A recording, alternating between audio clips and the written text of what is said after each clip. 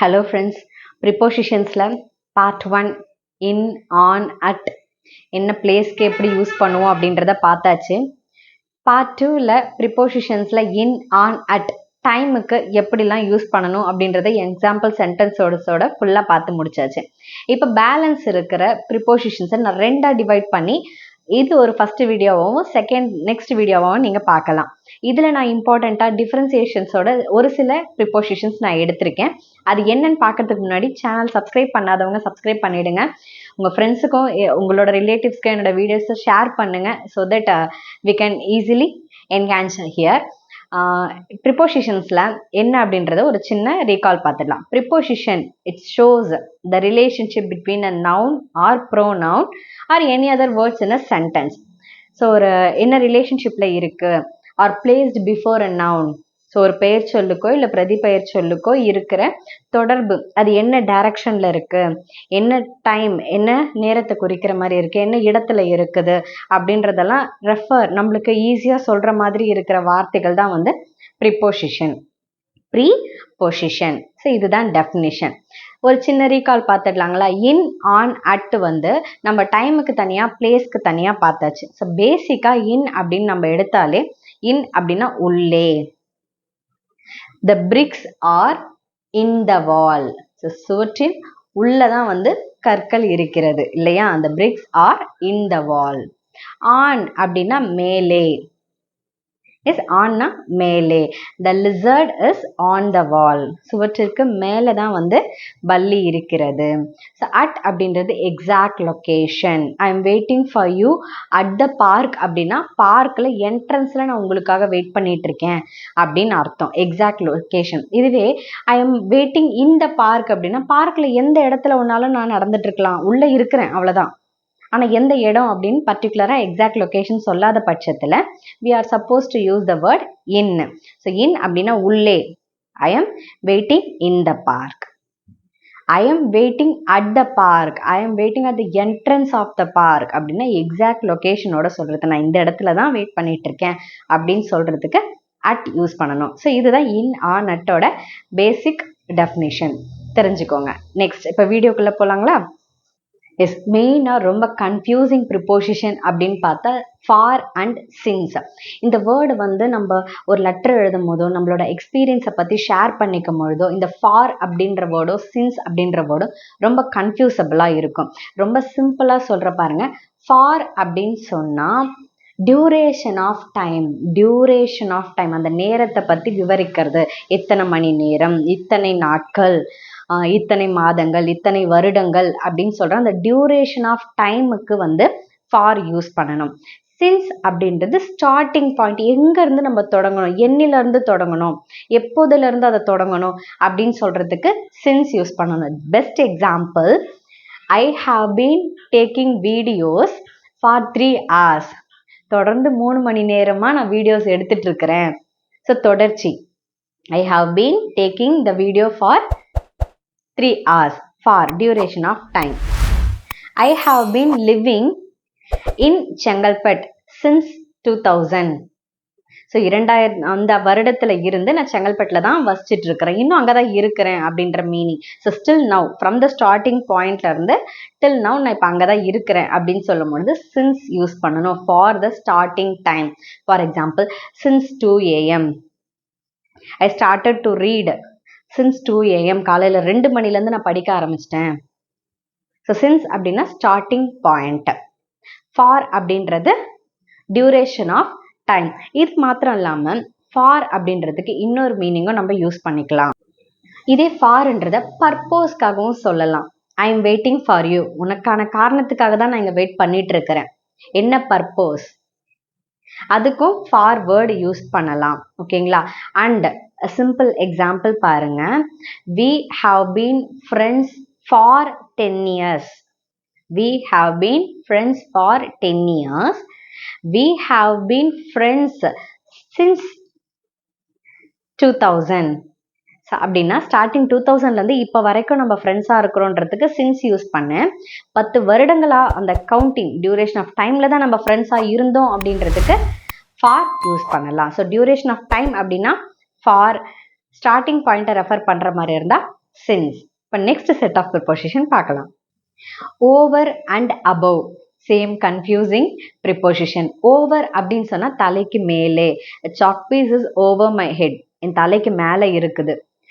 Birds are flying over the trees, மரத்துக்கு மேலே பறக்குது அப்படின்னு சொல்றதுக்கு டைரக்ட்லி ஆன் த டாப், நம்மளுக்கு மேலே நேரடியாக இருக்கிற பட்சத்தில் நம்ம ஓவர் அப்படின்னு சொல்லணும்.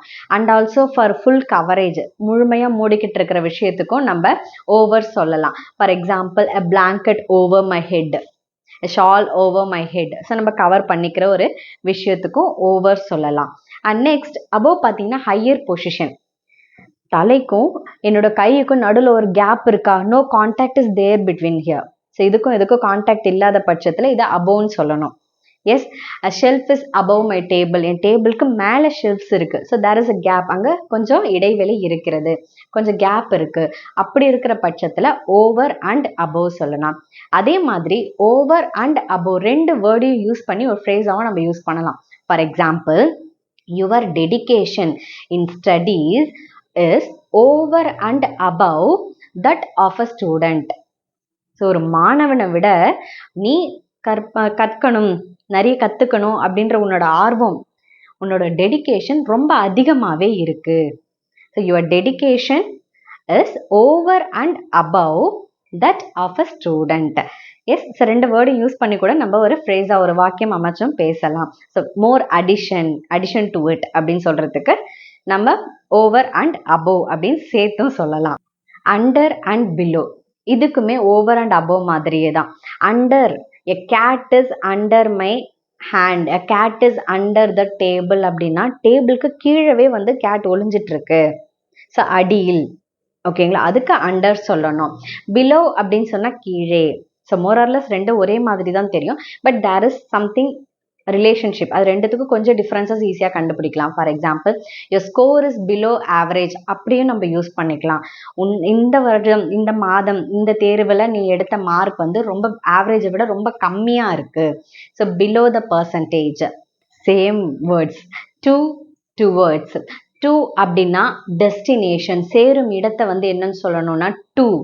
She went to the store, அவள் கடைக்கு சென்றாள்.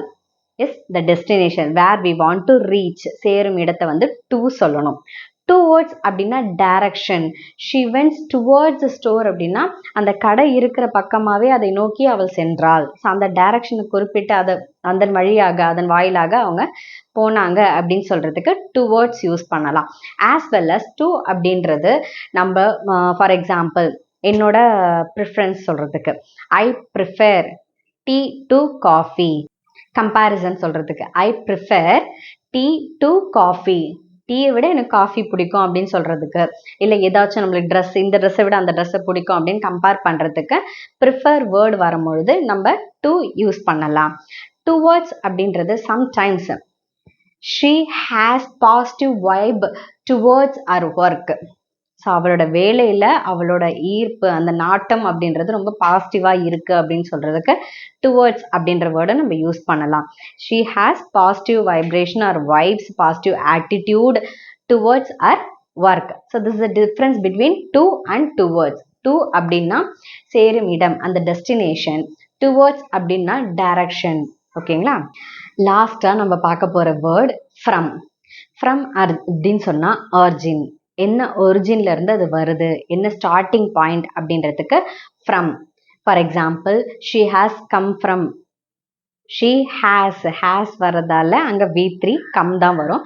She has come from Canada. So என்ன ஸ்டார்டிங் பாயிண்ட், என்ன ஒரிஜின்ல இருந்து அவங்க வந்திருக்காங்க அப்படின்றத ரெஃபர் பண்ணுறதுக்கு ஃப்ரம் யூஸ் பண்ணணும். அதே ஃப்ரம்மை மேட் ஃப்ரம், மேட் ஆஃப், ரொம்ப கன்ஃபியூசபிளாக நம்ம இந்த வேர்ட்ஸ் பார்த்துருப்போம் இல்லையா. மேட் ஃப்ரம் அப்படின்னு சொன்னால் ஒரிஜின், எதுல இருந்து அது உருவாக்கப்பட்டது. ஸோ மெட்டீரியலில் சேஞ்சஸ் இருக்குது. இந்த tshirt is made from cotton அப்படின்னா காட்டன், அந்த ஃப்ளார், அந்த காட்டன் நூல்ல இருந்து இந்த டிஷர்ட் வந்திருக்கு. ஸோ மெட்டீரியல் வந்து ஃபுல்லாகவே சேஞ்ச் ஆயிடுச்சு. அப்படி சொல்கிறப்ப மேட் ஃப்ரம் சொல்லணும். மெட்டீரியல் அப்படியே தான் இருக்கு. The chair is made of wood. So அந்த மரப்பலகை மாதிரியே தானே அந்த சேர் இருக்கும். ஸோ அப்போ மேட் ஆஃப் சொல்லணும். மெட்டீரியலில் சேஞ்சஸ் இருக்கு அப்படின்னு சொன்னால் மேட் ஃப்ரம். அந்த மெட்டீரியல் பார்க்கறதுக்கு அப்படியே தான் இருக்குன்னு சொன்னால் மேட் ஆஃப். ஸோ ஃபர்ஸ்ட் நான் டூ பற்றி சொல்லியிருந்தேன் இல்லைங்களா. டு அப்படின்றது நம்ம டெஸ்டினேஷனுக்கு யூஸ் பண்ணுறோம். அதே மாதிரி இன்ஃபினிட்டிவ்க்கு யூஸ் ஆகும். வேர்ப் கிளாஸில் நீங்கள் வீடியோஸ் பாருங்கள். Infinitive to swim, to run, to sleep, to eat, இந்த மாதிரி இன்ஃபினிட்டிவாக வரப்போ அங்கே வந்து டெஸ்டினேஷன் அப்படின்ற மீனிங் கிடையாது. அங்கே அது ப்ரிப்போசிஷனே கிடையாது. டு பக்கத்தில் வேர்ப் வருதுன்னா it fully acts as an infinitive. அது அங்கே இன்ஃபினிட்டிவாக மட்டும்தான் ரோல் ப்ளே பண்ணும். ஓகேங்களா? அது இல்லாமல் டெஸ்டினேஷனை குறிப்பிடுற இடத்துக்கு டு வருதுன்னா there it is a preposition. அங்கே அது ப்ரிப்போசிஷனுக்கான ஒர்க்கை பார்க்குதுன்னு அர்த்தம். ஓகேங்களா? இப்போ உங்களுக்கான sentence. She is going dash America. இங்க இப்போ நான் எடுத்த இந்த பர்டிகுலர் ப்ரிப்போசிஷன்ஸ்ல இருந்து ஒரு ப்ரிப்போசிஷன் இங்க ஆன்சரா வரும். அது என்ன ஆன்சர் அப்படின்றத மறக்காம கமெண்ட் பண்ணுங்க. சப்ஸ்கிரைப் பண்ணிட்டு பக்கத்துல இருக்கிற பெல் ஐக்கானை பிரஸ் பண்ணிடுங்க. தேங்க்யூ.